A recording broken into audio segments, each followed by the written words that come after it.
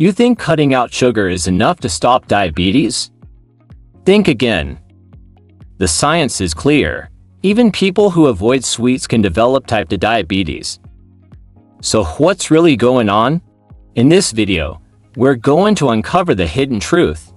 You'll learn why your blood sugar can stay high even without sugar, what insulin resistance actually is, the daily triggers most people completely miss, and the evidence-based steps you can take to reclaim control of your health.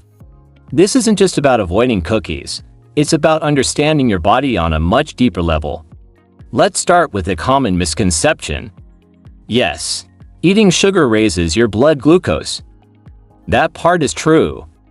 But the story of type 2 diabetes unfolds over years, often decades. I've had so many patients who are completely shocked by their diagnosis.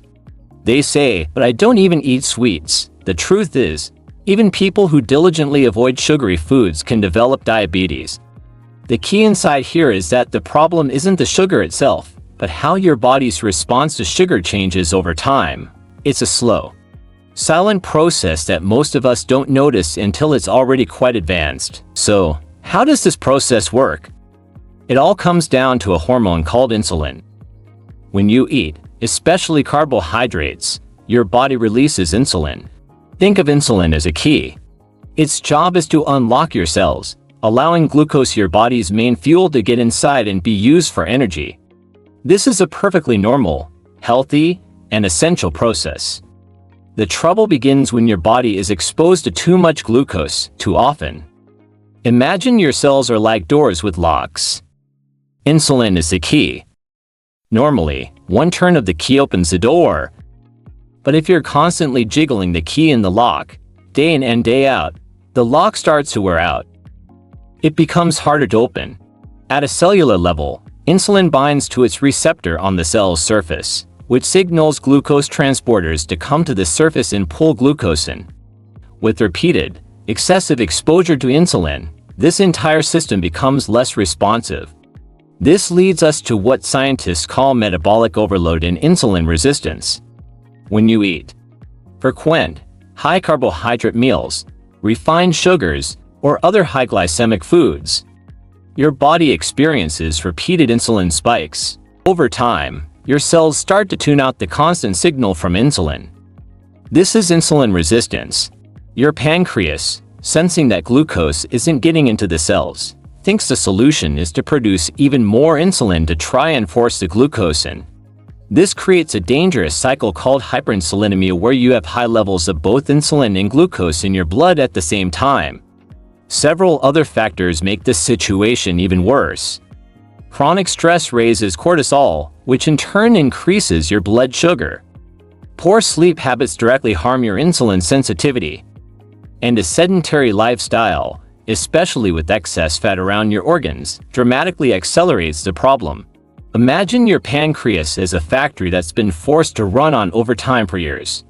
At first, it keeps up with the demand, but eventually, the machinery starts to break down.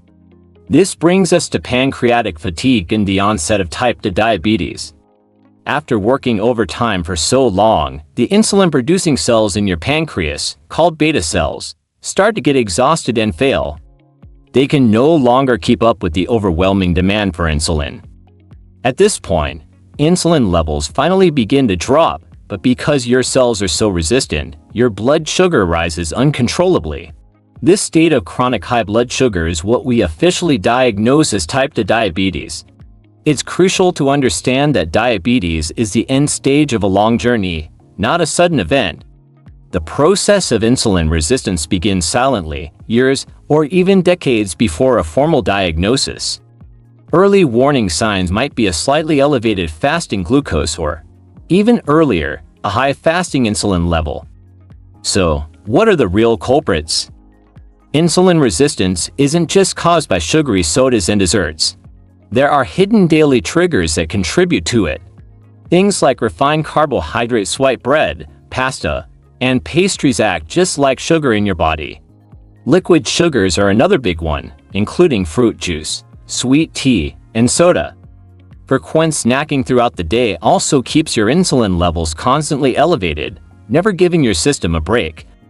And as we discussed, Poor sleep and chronic stress are major players, raising cortisol and worsening insulin resistance. It's not about that one cookie you had last week. It's about the daily patterns, repeated over and over, that slowly push your body's cells toward resistance. So, what can you actually do about it? The good news is, there are practical, science-backed strategies that work. The goal is to focus on improving your body's sensitivity to insulin, not just on cutting out sugar. Start by eating balanced meals that include protein, healthy fats, and fiber along with moderate carbohydrates. This helps prevent massive blood sugar spikes. Try to reduce your meal frequency. Eating 2 or 3 solid meals instead of snacking all day gives your insulin levels a chance to come down and rest. One of the most powerful things you can do is take a simple walk after your meals. This helps your muscles soak up glucose from the bloodstream. Exercise actually increases glucose uptake by your cells without even needing insulin. Prioritize getting good quality sleep and find healthy ways to manage your stress. Remember, fiber from vegetables and whole foods slows down glucose absorption, which also helps reduce those harmful spikes. Let's do a quick recap. First, cutting out sugar alone is not enough to prevent or reverse the problem. Second, insulin resistance develops silently over many years. Third, it's driven by a combination of your diet, lifestyle habits, and those hidden daily triggers we talked about. And most importantly, in its early stages, this condition is often manageable and even reversible. The real key is to improve your body's sensitivity to insulin. If you want more science-based guidance on understanding diabetes, insulin resistance, and how you can reclaim your metabolic health, make sure to subscribe to PharmaconHealth. Knowledge is power. And it's time to take control of your health today. Thanks for watching.